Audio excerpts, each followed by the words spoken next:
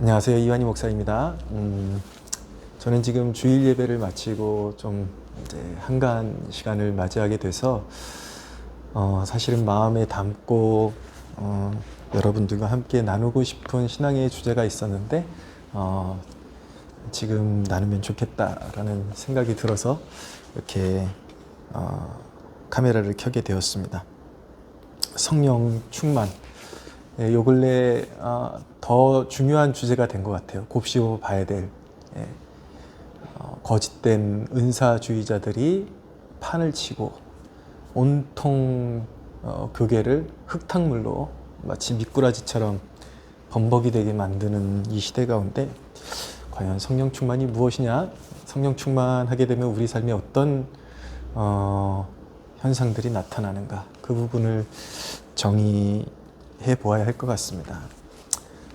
조금 길어질 수도 있을 것 같아요. 그러니까 여러분들이 잘 선택해서 들으시기를 바랍니다. 먼저 책 한 권을 소개하고 싶은데 무질서한 은사주의라는 책이 있습니다. 존 메가더 목사님, 미국의 그레이스 커뮤니티 처치의 담임 목사님이십니다. 익히 많이 알려져 있죠. 이 책이 사실은 제 책장에 10년 넘게 그냥 꽂아져 있었습니다. 제가 전도사 시절에 읽었던 기억이 나는데 사실 그때는 되게 좀 반감을 가지고 읽었습니다.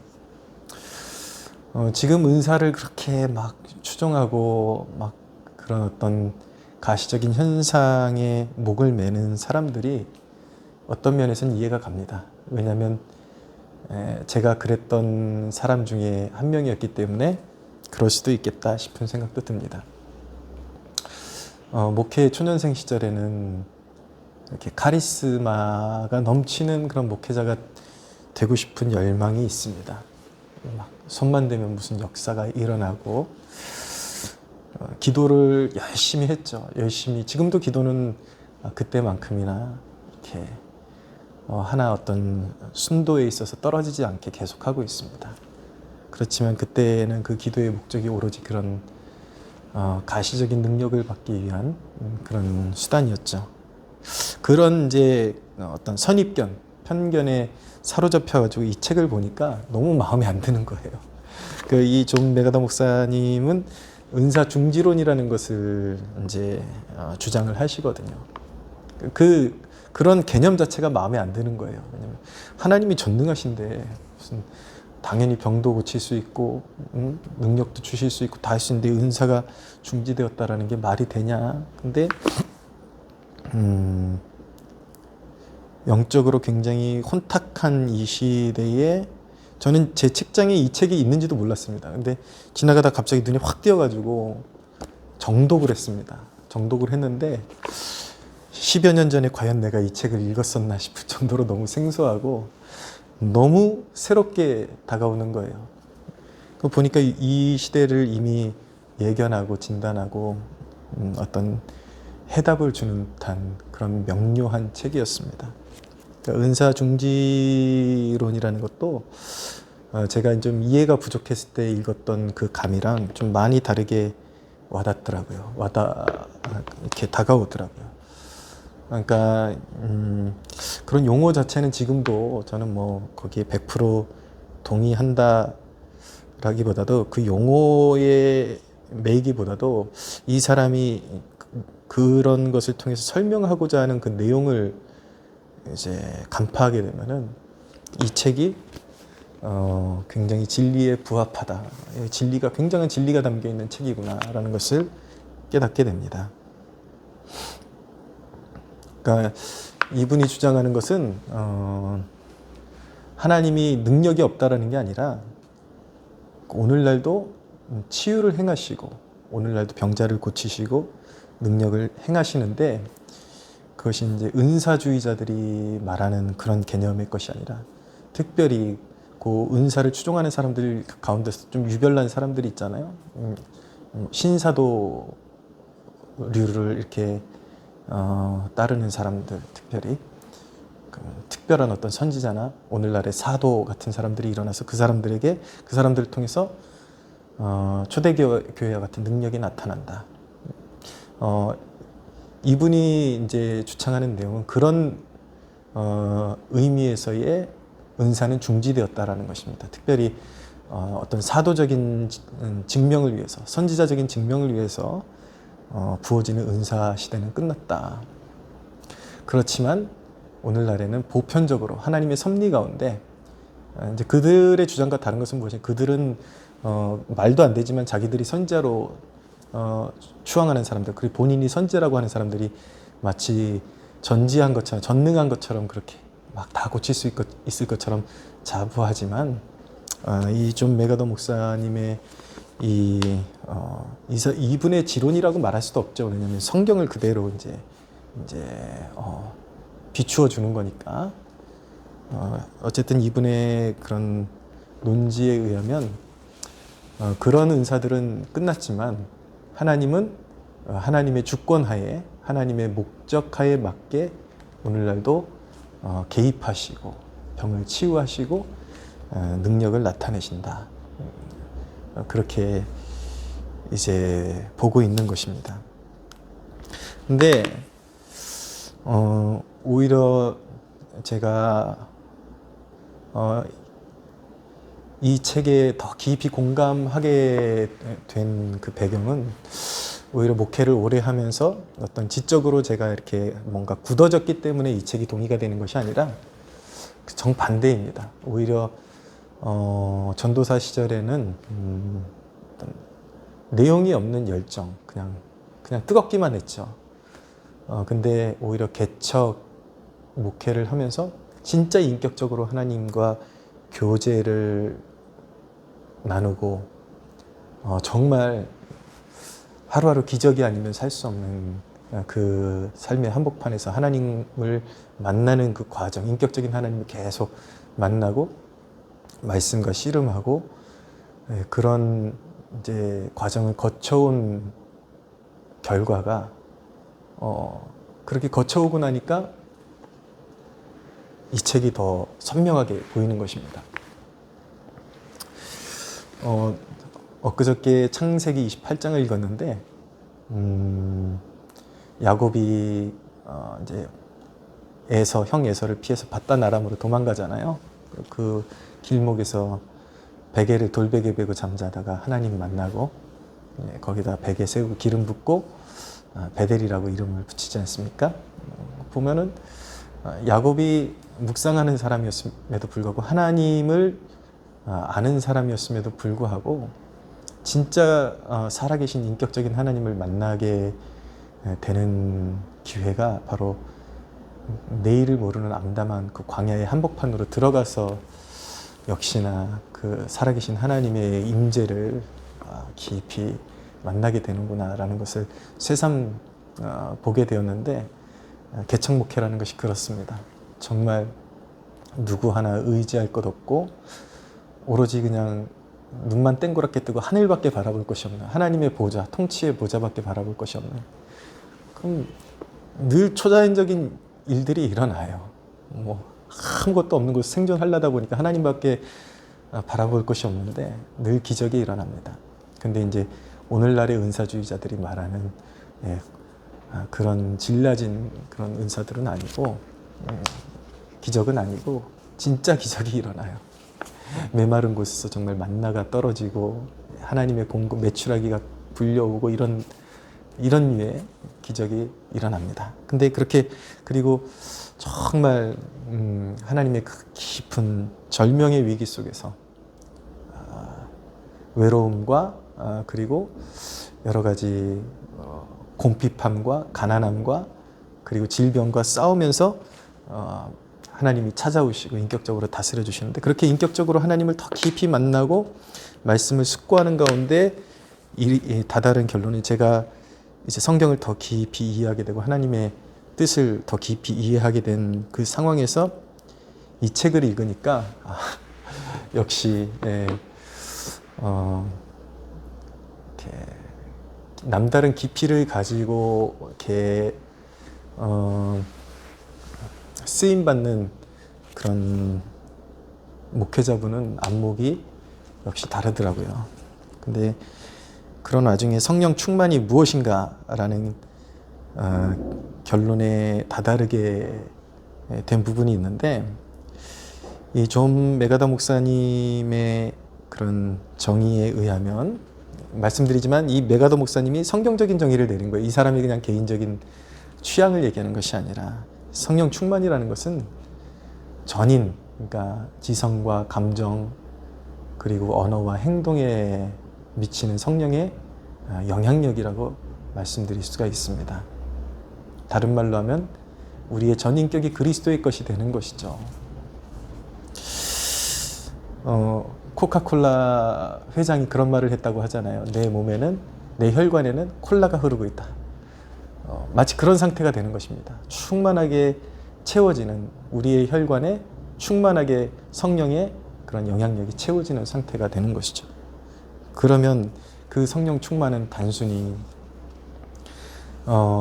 그런 요 근래의 그런 극단적인 은사주의자들이 말하는 그런 광적인 현상, 막 뭐 손 갖다 대면 사람이 팔짝팔짝 뛰고, 아 뜨거 이유 없이 뱅글뱅글 돌고 지 혼자 막 쳐 웃고 그런 상태로 들어가는 것일까요? 전혀 그렇지 않다라는 것이죠. 오히려 성령의 지배를 받으면 더 인격적인 사람으로 변화되게 되는 것입니다. 자, 그래서 이제 이 책 중에 아주 짧은 한 소절만 읽어드릴게요. 성령 충만이란 어떤 개념인가? 어떤 상태로 들어가는 것인가? 성령 충만이 신자에게 엄청난 활기와 기쁨을 가져다 주는 것은 분명하지만, 신약의 서신서들은 성령 충만이 성령의 은사가 아닌 성령의 열매를 가져온다는 사실을 드러낸다. 이 부분에서 조금 반감이 훅 올라올 것 같아요. 왠지 성령의 은사가 아닌, 성령 충만하면 왜 은사가 아니야? 분명히 사도행전에 보면 오순절에 성령이 임하시고 방언이 막 예언이 터져 나오고 그런 것들을 생각하잖아요. 물론 이제 이 존 메가더 목사님 방언도 좀 부정적으로 보지만, 저는 청년 시절에 방언을 받았는데 아마 이제 설명을 하면 이해가 갈 거예요. 처음에 그런 은사를 체험할 때는 충만과 함께 그것이 선물로 이렇게 우리에게 전달되는 경우가 있습니다. 그때는 이제 일순간 충만을 경험했을 수 있죠. 그런데 지금 방언을 말하는 이 시점에서 그 영혼은 매우 피폐하고 메말라 있을 수 있습니다. 일종의 은사는 기능적인 것이기 때문에 그것이 그 자체가 지금도 그것이 일어난다라는, 작용한다라는 그것이 성령 충만일 수는 없다라는 것입니다. 성령 충만은 전 인격에 맺혀지는 열매인 것입니다. 계속 읽어보면 성령의 열매를 가져온다는 사실을 드러낸다. 에베소 5장 19절에서 6장 9절은 그러한 열매들을 구체적으로 나열한다. 성령 충만한 사람은 시와 찬송과 신령한 노래로 마음속에서 하나님을 찬양한다. 성령 충만한 사람은 그리스도의 이름으로 범사에 항상 감사한다. 성령 충만한 그리스도인은 피차에 복종하고 서로의 말에 귀를 기울이며 다른 사람의 권위를 존중한다. 성령 충만한 아내는 남편에게 복종하며 성령 충만한 남편은 그리스도가 교회를 사랑하듯이 자기 아내를 사랑한다. 성령 충만한 자녀는 부모를 공경하고 부모에게 순종하며 성령 충만한 부모는 주님의 교훈과 훈계로 자녀를 양육하되 그 과정에서 자녀를 화나게 하지 않는다. 성령 충만한 직원은 고용주에게 순종하고 열심히 일한다. 성령 충만한 고용주는 공정하고 직원들을 잘 이해한다. 이 모든 것은 다 성령 충만한 삶의 모습이다. 가장 저는 성령 충만의 모습을 잘 드러낸 구절이라고 여겨집니다. 전 인격에 우리의 삶에 성령의 능력이 미치게 하는 것이죠. 하나님의 말씀이 이행될 수 있는 힘을 주시는 것. 그래서 전 인격이 우리의 모든 삶의 구석구석이 하나님의 통치하로 들어가게 만들어주는 것. 그래서 결국은 그것이 빛과 소금의 역할을 감당하게 하고 그리스도의 영광을 드러내고 그리스도의 이름이 증거되는 통로가 되게 하는 것. 그것이 바로 성령 충만의 모습이라고 말씀드릴 수 있습니다. 조금 다른 각도로 다시 정리하면 성령 충만은 우리로 하여금 우리 육신의 힘이 너무나도 강하게 역사하는 우리로 하여금 말씀 앞에 복종하고 죽어지게 할 수 있는 능력을 우리에게 부여하시는 그런 역사라고 볼 수가 있습니다. 이 부분이 참 중요합니다. 잘 들어보십시오. 제 옛 제자들 가운데 젊은 청년 시절을 보내고 결혼을 해서 결혼한 지 몇 달도 안 된 친구가 벌써 이혼했다라는 소식을 듣게 됩니다. 저는 누군가를 정죄하고 싶은 마음 없습니다. 누구에게도 이혼의 가능성은 열려 있습니다. 인생이 내 마음대로 그렇게 잘 되지 않잖아요. 그래서 그렇지만 분명히 그들이 하나님의 말씀과 이 신앙의 축복의 개념들을 잘 이해하면 한 번은 실패했을지 모르겠지만 무엇 때문에 그런 아픔을 겪어야 했는지를 잘 진단하면은 이후에 하나님께서 새로운 기회의 문을 열어주시고 그럴 때 다시는 똑같은 실수나 똑같은 그런 불행 속으로 들어가지 않아도 되는 그런 축복의 문이 열릴 수 있기 때문에 정말 이 메시지를 접하는 모든 영혼들이 그런 축복 가운데로 들어갔으면 좋겠다라는 마음으로 말씀을 전달하고 있습니다. 왜 그들이 그런 아픔을 겪어야 했을까요? 저는 특수한 경우를 말하는 것이 아닙니다. 살다 보면 이혼할 수밖에 없는 상대방이 정말 말도 안 되는 그런 변태적인 인격을 가지고 있거나 말 못할 사정이 있을 수 있겠지만 그러나 100중 98, 99은 분명히 그 어떤 시대의 그런 정신에 이렇게 부합한 삶을 살았기 때문에 나온 결과일 것이라고 생각이 됩니다. 요즘은 이제 믿는 사람이나 믿지 않는 사람이나 이혼 비율이 같아지고 있으니까 성격이 맞지 않고 경제적인 어려움이 오고 그러면 그냥 헤어지는 것이죠. 그 친구들이 돌이켜보면 신앙이 없는 친구들이 아니었습니다. 나름 주님께 삶을 드리겠다고 한 열심히 있는 친구들이었는데 왜 그 삶이 그렇게 피폐해지고 망가져 가는 것일까요? 네, 열정은 있었지만 하나님 앞에 복종하는 법을 배우지 못했고 성령 충만을 지켜내는 법을 배우지 못했고 성령 충만을 받아서 말씀에 복종하는 법을 배우지를 못했습니다. 그래서 결혼에 대해서 늘 세상 사람들하고 똑같은 희망을 가지고 결혼의 관문으로 들어가는 거죠. 그냥 축복이라고 생각되는 것이 남들하고 견주어서 꿀리지 않는 그런 사회적인 지위를 얻고 그런 사회적인 혜택을 얻는 것이 그게 결혼이고 행복이라고 생각하고 축복받은 거라고 생각하니까 막상 결혼했는데 내 뜻대로 일이 풀리지 않으면 이게 나는 축복받지 못한 것 같고 또 내 고귀한 인생을 상대방이 나를 끌어들여 가지고 망쳐낸 것 같고 그래서 남편이 돈을 못 벌어오면 이게 다 네 탓이야. 네가 내 인생 망쳤어. 서로 간에 서로 그런 비난, 성격이 안 맞아. 여러분 솔직히 성격이 맞는 사람들이 몇 명이나 있을까요? 거의 없습니다. 성격이 맞는 사람도 없고 그리고 과연 경제적인 어려움이 오는 그것이 이혼의 사유가 될 수 있을까? 그들이 성령 충만이 무엇이고 성령 충만의 그 비결을 배워서 말씀에 복종하는 법을 배웠다면 그들의 마음 가운데 말씀을 심고 그 말씀 앞에 내가 죽어지는 그러니까 다른 말로 표현하면 정말 십자가를 질 수 있는 능력이 그들에게 있었다면 그래서 그 십자가를 질 수 있는 능력을 성령님으로부터 공급받는 법을 배웠더라면 다른 말로 성령의 충만함을 그들이 알았더라면 그리고 적용할 수 있었다면 결과는 달라졌을 수도 있습니다. 그래서 그냥 그런 것만 알죠. 영적 싸움 하면은 그냥 오늘 다툼이 막 재수없게 이게 뭔가 영적인 공격을 받아가지고 우리가 막 계속 싸우게 되는 것 같다. 뭐가 안 맞는다. 그러면서 그냥 왜 그런지도 모르고 막 파탄 나고 그냥 귀신이 해코지해가지고 나는 이렇게 이제 재수 없는 인생을 사나 보다 그렇게 막연한 결론을 내리면서 자기 인생을 한탄하는 것이지만, 알고 보면은 그 말씀 앞에서 자기를 내려놓지 못하고 다툼이 일어나면은 조금 영적으로 영민하다는 사람들도 그냥 마귀가 이런다, 그래서 대적해야 된다, 거기까지만 알아요.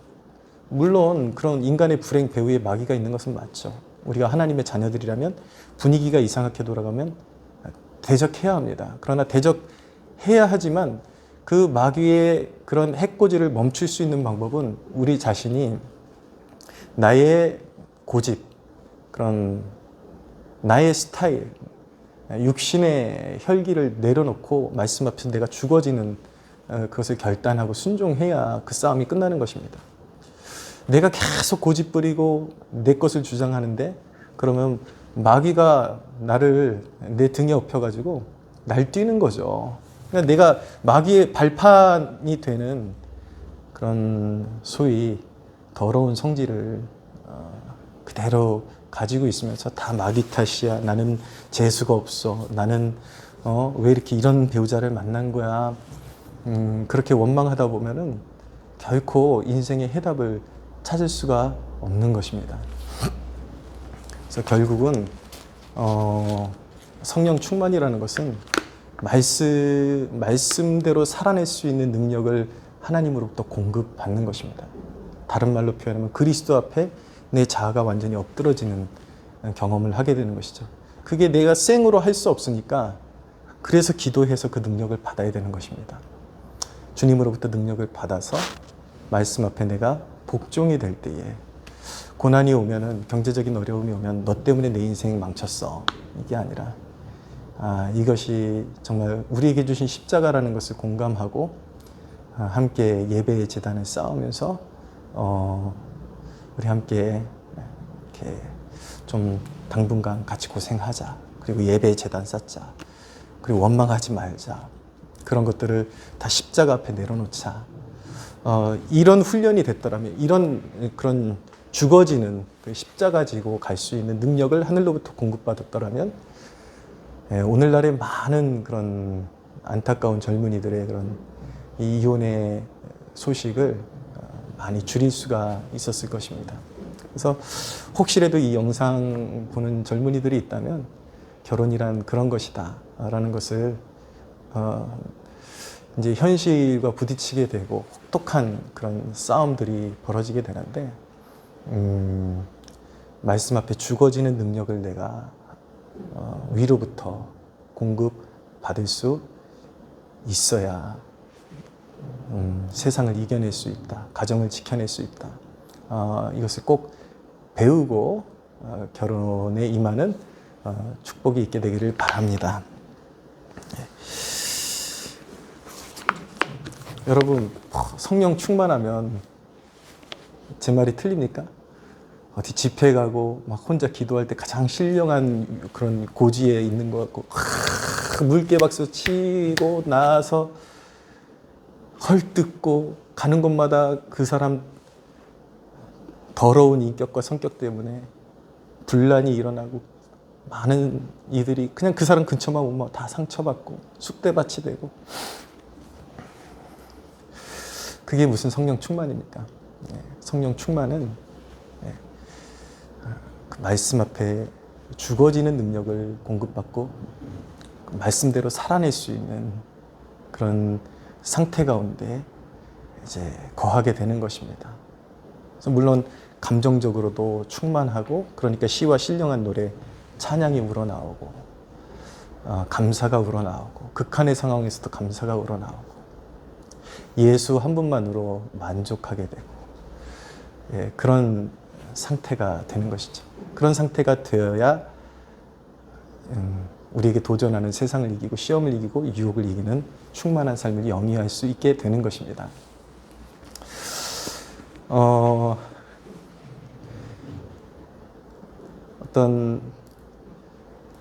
제가 지난번에도 말씀드렸는데, 저는 이 박혁이라는 이 아이가 빨리 이단으로 정죄돼야 된다고 생각합니다. 카드에다가 부적같이, 물론 말씀을 그 부분은 나중에 이제 뭐 너무 할 얘기가 많으니까 나중에 또 이제 꼬집어서 얘기하겠지만, 성경 구절을 써준다 그래서 그게 성경적인 것이 아니라 딱 걔가 하는 짓이 무당이 하는 짓을 하고 있는 거예요. 부적 써주고, 예. 박혁은 이단입니다, 여러분. 성경을 그 사람들 하는 얘기 봐요. 간증이라고 나왔고 하는 얘기.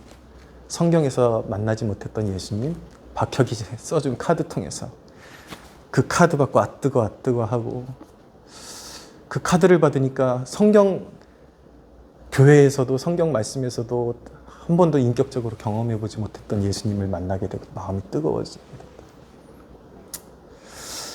여러분, 이단입니다. 가짜입니다. 영상을 보면 모든 영광을 다 자기를 나타내면 안 된다 그러는데, 모든 영광 지가 다 취하고 있죠. 그러니까 이게 독사의 혀를 가진 인간입니다, 박혁이. 여러분, 성경의 진리를 다 지금 자기가 그 어떤 성령의 충만을 독점하고 있는 거죠. 이런 얘기 들으면 거기 능력이 나타나서 뭐 독점되는 게 뭐 나쁜 거냐? 그게 아니라 가짜니까 문제가 되는 거죠. 예수님께서 그 열매로 그 사람을 안다라고 말씀하셨습니다. 박혁이 입술로는 주의 종은 오직 예수 그리스도의 영광을 구해야 되고 자기를 나타내면 안 된다. 그러니까 그러니까 이게 뱀 같은 존재예요. 왜냐하면 사람들이 공격하는, 그가 지가 이제 어떤 비난받는 그 코드에 대해서 교묘하게 자기도 거듭남을 얘기하는, 본어게인을 이야기하는 것 같고, 오직 그리스도의 영광, 겸손을 얘기하는 것 같은데, 결국은 그렇게 카드 써주고 이런 건 뭐냐면, 사실은 성령 충만이라는 것은 모두에게 주어진 성경 말씀을 통해서 개인적으로 하나님 앞에 나가서 성령의 능력 받아서 그 말씀 앞에 주님의 교회로 부름받은 모든 믿음의 권속들이 누릴 수 있는 그 축복인데, 그가 하는 짓은 지가 써준, 성경에서도 만나지 못한 하나님을 지가 써준 그 부적을 통해서 만날 수 있다는 거예요. 그게 뭡니까, 여러분? 제가 늘 얘기하잖아요. 표 팔고 있잖아요. 이제 뭐 한국에서 더 큰 집회하고 싶다 그러니까 마치 아닌 것 같지만 자기한테 와야지, 이런 메시지를 전하고 있는 거잖아요. 성경 읽어도 소용없어. 교회 나가도 소용없어. 물론 교회 나가라 그래요. 물론 주님만 영광 받으셔야 된다 그래요. 그리고 목사님들 사랑한다 그래요. 열매로 아는 것입니다. 열매로. 박혁이 잘못됐다라는 것을 어떻게 알 수 있는가? 여러분 보세요.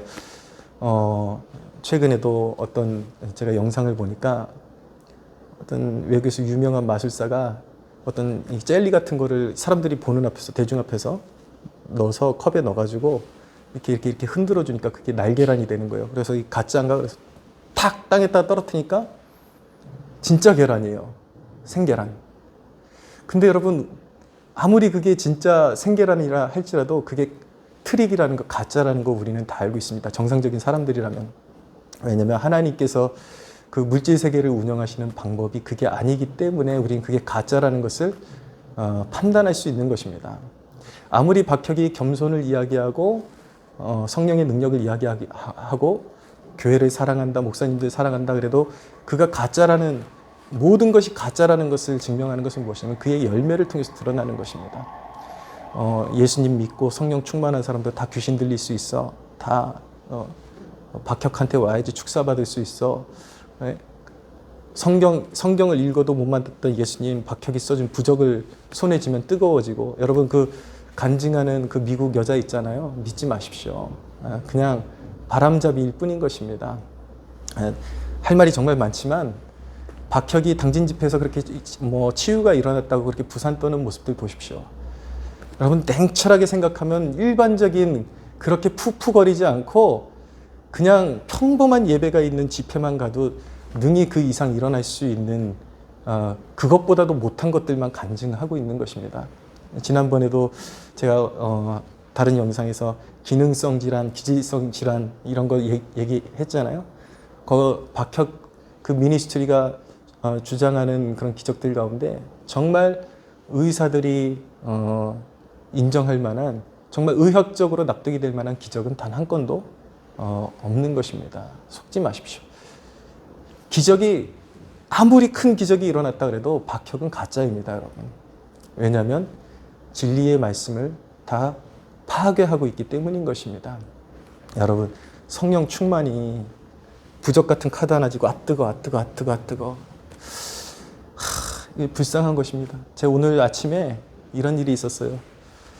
가끔씩 그렇게 추종하고 따르는 이 시대의 그런 은사자들 추종하고 따르는 사람들 보면 솔직히 내가 이렇게 이런 목소리를 내야 되나 싶은 생각이 듭니다. 그냥 솔직한 심정으로 그래요. 빙신들 그냥 못난 것들 그냥 그렇게 사이비들 뒷공문이 쫓아다니면서 그냥 멸망해도 싸지. 그냥 그런 생각이 들어요. 근데 오늘 그렇게 그런데 빠져 있는 사람들을 생각하는데 갑자기 제 마음이 좀 성령님이 이렇게 감동을 주셨습니다.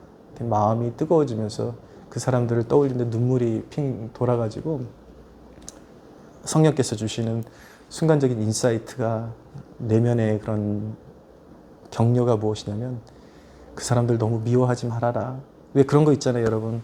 미워해서 미운 게 아니라 아닌 거를 뻔히 계속 가르쳐 주는데도 거기 아니야, 위험해 그렇게 가르쳐 주는데도 그 고집을 부리면 그게 분노로 바뀌잖아요. 답답하다 못해 분노로 바뀌어서 그런 사람들 보면 저한테 박혁 제가 비난한다고 한번 맞짱 붙어보자고. 근데 한두 번이 아니라 거의 99% 그런 인간들이더라고요.